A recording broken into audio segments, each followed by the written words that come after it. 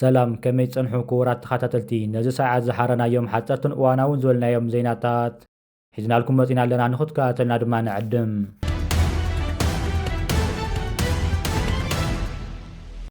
ቻይና መበል 80 ዓመት መዓልቲ ዓወት ብልዑል ወታደራዊ ምርኢት ተጽምብል ተረኣያ እዚ ጃፓን ኣብ ካልኣይ ኩናት ዓለም ኢዳ ዝሃወትሉን ምዝዛምቲ ግጭት ዝዝከር መዓልቲ ኮይኑ ኣብቲ 70 ደቓይ ዝጸንሕ ወታደራዊ ምርኢት ሓደሽቲ ሚሳይላትን ኣማዒት መነፈርትን ታንክታትን ጸረ ድሮናትን ዝሓቖፈ ጦራት ቀሪቦም እዚ ድማ ሓድሽ መሓውር ሓይሊ ሰራዊት ሙሉእ ብምሉእ ኣብቲ ምርኢት ክቐርብ ናይ መጀመርታ እዩ ኣስታት 80,000 ዕዋፍ ናብ ሰማይ ክበራ ድማ ተገይሩ እቲ ምርኢት ከም ተዛዘመ ክንገር እንከሎ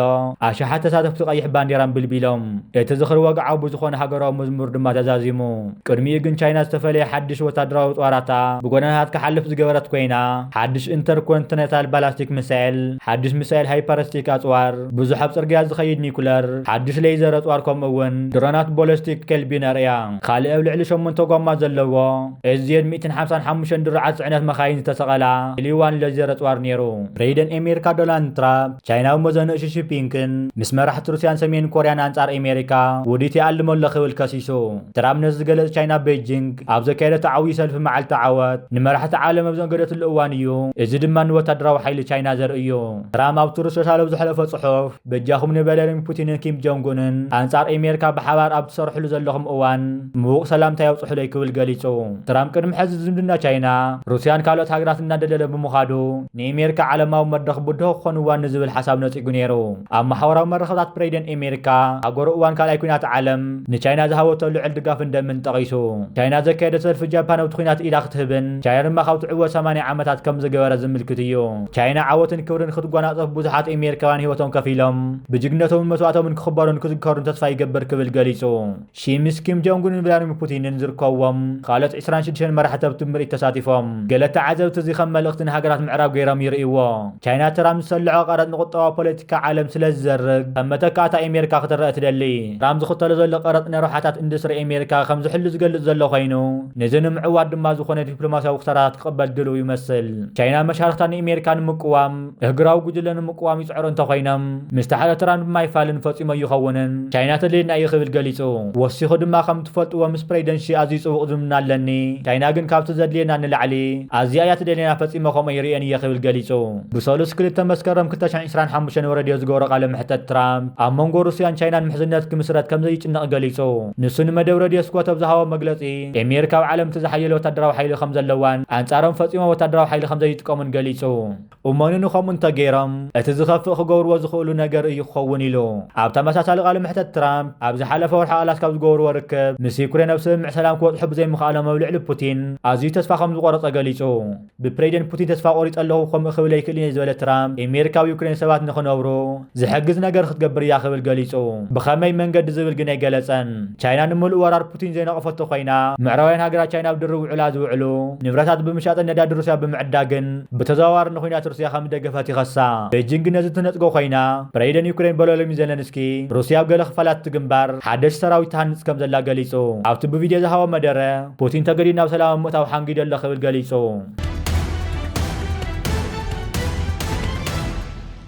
ግብጽ ናይ ነዊሕ ርሕቀት ሚሳኤል ካብ ኣሜሪካ ክትርከብ ጀሚራ ግብጽ ፕሬዚደንት ኣሜሪካ ዶናልድ ትራምፕ ናብ ስልጣን ክመጽእ ክትጽበ ድሕሪ ምጽናሕያ ኣብ ታሪኽ ኣፍሪካ ብዕብየት ኣብ ቀዳማይ ደረጃ ዝስራዕ ናይ 4.6 ቢልዮን ዶላር ስምምዕ ክትክትም ክኢላ ኤፍ-16 ዘሳተፈ ነፈርቲ ኩናት ግብጽ እውን ኣብ ሓያል ወታደራዊ ልምምድ ይርከባ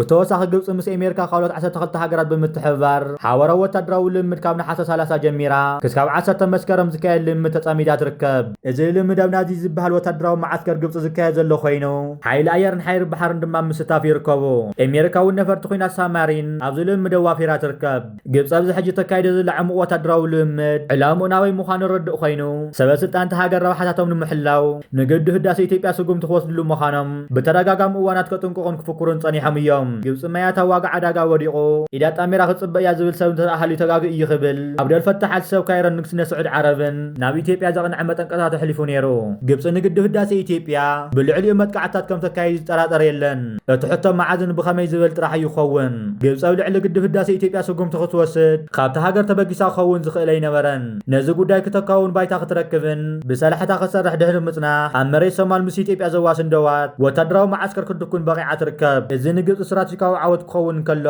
ንብልጽግና ከዓ ዓብዪ ስጋኣት ኮይኑ ይርከብ ብርሃኑ ጁላ ኣባይ ተወከልቲ ህዝቢ ዝቐረበሉ ኣጋጣሚ ብወገን ሶማል ሓደገኛታት ኩናት ይመፀና ኣሎ ክብል ከናዘ ድማ ተሰሚዑ እምባር ይርስዓን ግብፂ ምስ ሰራዊት ሕብረት ኣፍሪቃ ወታደራት ኣካቲታ ናብ ሶማል ከይተኣቱ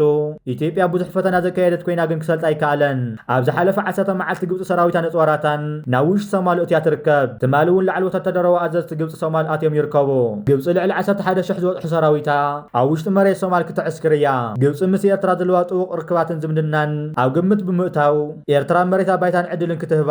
ብምስጢር ቅድሚ ንውሕ ዝበለ ዓመታት ከም ዝሓተተት ኤርትራ ድማ ኣልታዊ ምላሽ ከም ዝሃበታ ይሕበር ግብፂ ኣብዚ ሕጂ ሰዓት ምስ ኤርትራ ክስካብ ወታደራውን ፀጥታውን ስምምዓት ዘካየደት ኣብዚ ዝሓለፈ 2 ዓመት ዝፈረመ ሃገራት እየን ኪዳነ ኣስመራ መንጎ ኤርትራን ግብፅን ሶማልን ቀንዲ ዕላማታትን መትከላቱን ኣብ ዞባ ቀርኒ ኣፍሪቃን ማያት ቀይ ባሕሪ ፀጥታዊ ውሕስነትን ምርጋፅ ኮይኑ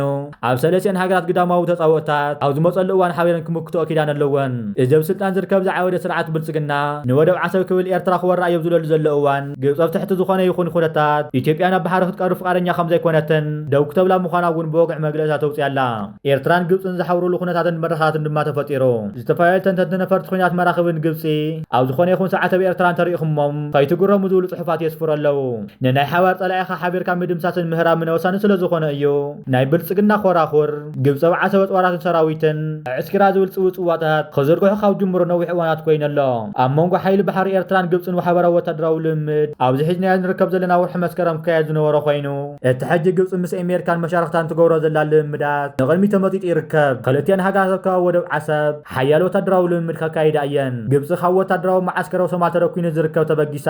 ንግድብ ህዳሴ ኢትዮጵያ ንክትዕንት ዝቆለለ ምዃኑ ይሕበር ካብ 450 ኪሎ ሜትር ክስካብ 1500 ኪሎ ሜትር ዝውንጨፍ ናይ ነዊሕን ሓፂርን ፕላስቲክ ሚሳኤል ድማ ከም ዘለዋ ይግለጽ ካብኡ ሓሊፉ እውን ዝሃገር ብኤፍ 16 ነፈርቲ ኮይና ተቢላ መጥቃዕታት ክትፍፅም ካለው ኢዳ ዘሎ ወርቃዊ ኣማራፅታት እዩ ሚኒስተር ጉዳያት ወፃኢ ኢትዮጵያ ኣብ ዝሓለፈ ሰሙን ግብፂ ብሶማል ትፅጋዕና ኣላ እዚ ከዓ ንኢትዮጵያ ናብ ስጋኣት ንምእታው ዝግበር ዘሎ ምንቅስቃስ እዩ ክብል ገሊጹ ንግብፅን ወታደራታን ንፈርሖም ኢና ክብል ስጋኣት ዝሓዘሎ መብርህን ጋዜጠኛታት እዩ ነይሩ ዘይሓፍር ድሙዕ ዕሸል መራሒ ኢትዮጵያ ኣብይ መሐመድ ማለ ግድብ ህዳሴ ወዲና ያሰርፈና ከዓ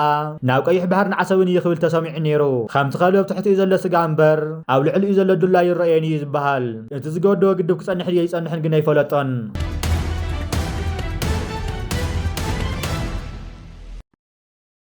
بخالي زينا دما كاب إرترا عوي زينا تزرق يركب جقنا حالتات مكلخال إرترا وزوا دوا وقيح بحري تأمرات فصيم يركب الله تزون منكسن بعوي حالتات مكلخال إرترا تأمرا وسرح سرح خوينو بتشعة مليون نقفة عوي ديقا صريحو زازمون ممرا أوقع يركب